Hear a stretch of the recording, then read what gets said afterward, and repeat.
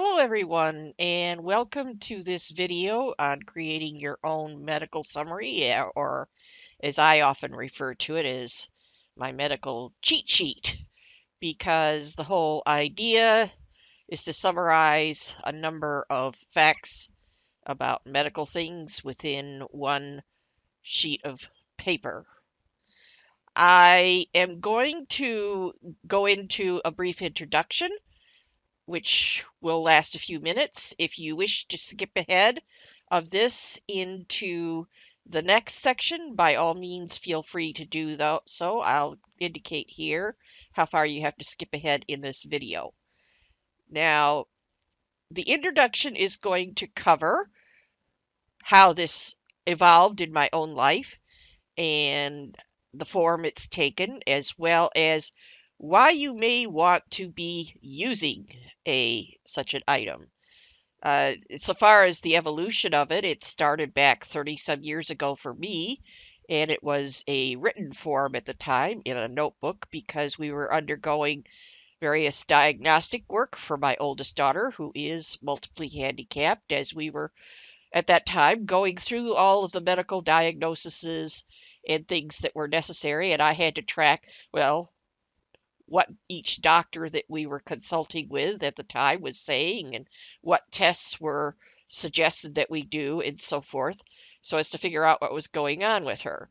And over the years, this has obviously changed a great deal. And I was keeping it on a computer at the time, but at those early dates, I didn't have a printer yet that would allow me to print anything. So it didn't actually take a form where I was writing it down in that manner and using it until I did get a printer. Then well, again, skipping ahead a few years, I eventually converted it into a Word document because, well, it was actually at that time that some of the doctors and things that I was seeing for things by that time, not just my daughter, but for other people in the family, including myself, that they wanted some sort of that information themselves, and the easiest way to share it with them was via a Word document at the time. And eventually that became, as years passed and cell phones came into the picture, it became a Google Doc, which is the form that at least it is in now, because I can store that on my Google Drive that is connected to my Google email account. But it is something I can not only update from almost any device, but share and use from in just about any location of where I'm at. So I don't even need to print it out, and I can often send that as a PDF to a doctor or someone else that wants to consult with it. The first reasons for creating a medical summary have to do with convenience, because you need to know what your medication names are, how to spell them appropriately, and their dosage levels. These are questions that will often come up when you're speaking to your health professionals, and having them written down also makes it very handy so that you know that when you're telling your doctor or whoever it is you're speaking to about them, that you're giving them the right information. It might also be a good idea to write down when exactly you take those medications and what those medications do for you. In other words, what is it that they are meant to treat? So that then when you forget yourself, 2 or 3 years later after you started taking some medication, and you you yourself maybe or someone else is asking you, well, what does that medicine do? And you can look it on your cheat sheet and say, well, this is what it does. That's to treat my high blood pressure, or that's to treat my diabetes, or something of that nature. Some of the other reasons you may want to keep a medical cheat sheet is for better management of your own health. For example, I know for a fact that I've had some bad reactions to some of the medications that have been prescribed to me at different times. I certainly would not want to take those medications again. So I write those down under a separate heading so that if for some reason someone is wanting me to change the medication I'm currently on to something that I did have an adverse reaction to, I could tell them no, I shouldn't be taking that one. You can also track medications that you've no longer taken. For example, I'm someone who has survived cancer, and every so often it seems to come up where someone wants to know what was the chemo drugs, what were those, the names of those, or the anti-nausea medicine that I was taking, or something of that nature during that time period. So I have those written down so that if I need that information, again, I can look them up easily. I don't know, I have to worry about spelling them wrong or anything of that nature. Definitely a good idea to keep track if you have any allergies or whatever sort of surgeries or hospitalizations you may have had. That often comes up as well in questions where they may want to know, well, if you had a particular procedure done or something, you can, I don't know if you need to give them the exact date, but definitely at least the month and the year that those things happened. Also track whatever vaccinations and were given to you. And if you're someone like me who has diabetes, they're also going to want you to track, for example, when was the last time your eyes were examined, or the last time that you had um, a foot check to ensure that the nerves in your feet and everything are in good order. There are different things depending upon what health issues you have that they may want you to track.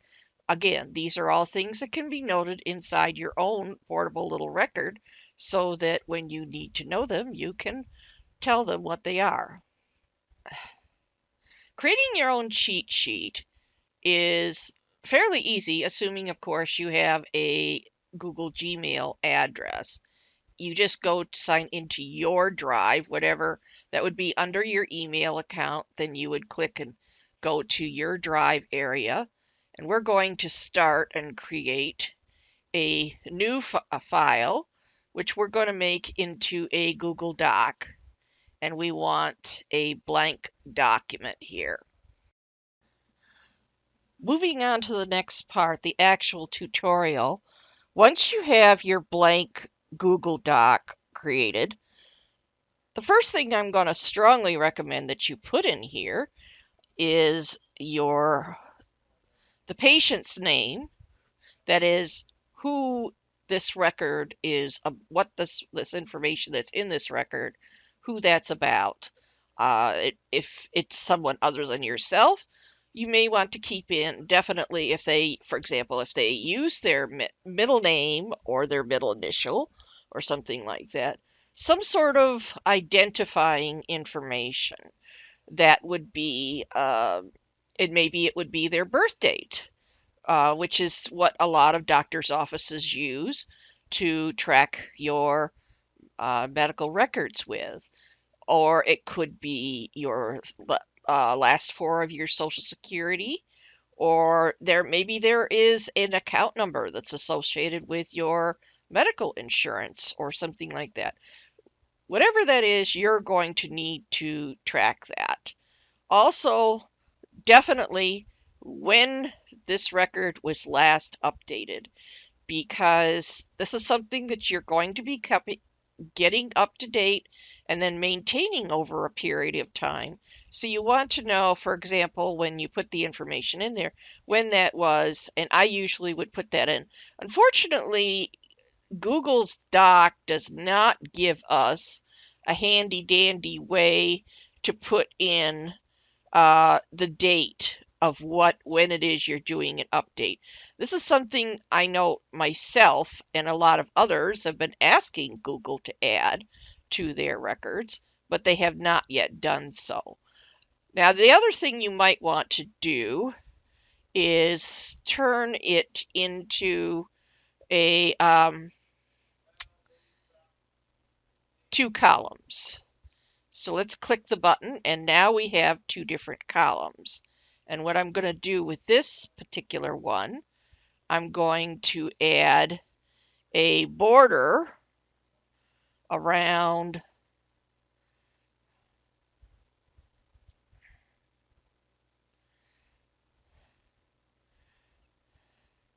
this block of text. So in fact, what I think I will do is select this block of text and cut it from here, and I'm going to add it to the header. Where is the, here we go. I'm going to put that into the header information along with the block of data. So then, and I'm also going to change this again so that it doesn't want to let me put columns in there. So now what I would do is put in a, so then what I would do is put in a tab and do the same thing here. That way it's up at the top of the document and out of the way, but it's still easy to get to. There, now let's drop down, and I'm going to take this, I'm going to leave this alone here because I want this to be in a box and this to be in a box so that they're easily separated and identifiable. At this point, I'm going to insert my own headings for the sections that I have in my own document. By no means are these the only sections that could be there. You could easily change these to be whatever it is you want them to be. I would also suggest, if you would take the time, maybe you want to change them so that it's obvious that they are different. Maybe even put an underline underneath of them so that they're going to be different than where you would actually then write. You would clear the turn those off when you're putting in your actual information there. And then by all means, change the title for this document so that you know what it is. Give it a good name like medical summary or whatever it is that you wish to have so that you could easily find it again in your Drive folder. This then can be either printed if you have a printer, or you can just keep, you could open it at your doctor's office to share them. You can convert it into a, you can email it to someone. You can save it as a Microsoft Word document or a PDF document right here from within Google's Drives area and share it with them. So that's how I would suggest you do it, and I hope that this information is useful, and I'll see you in the future. Bye for now.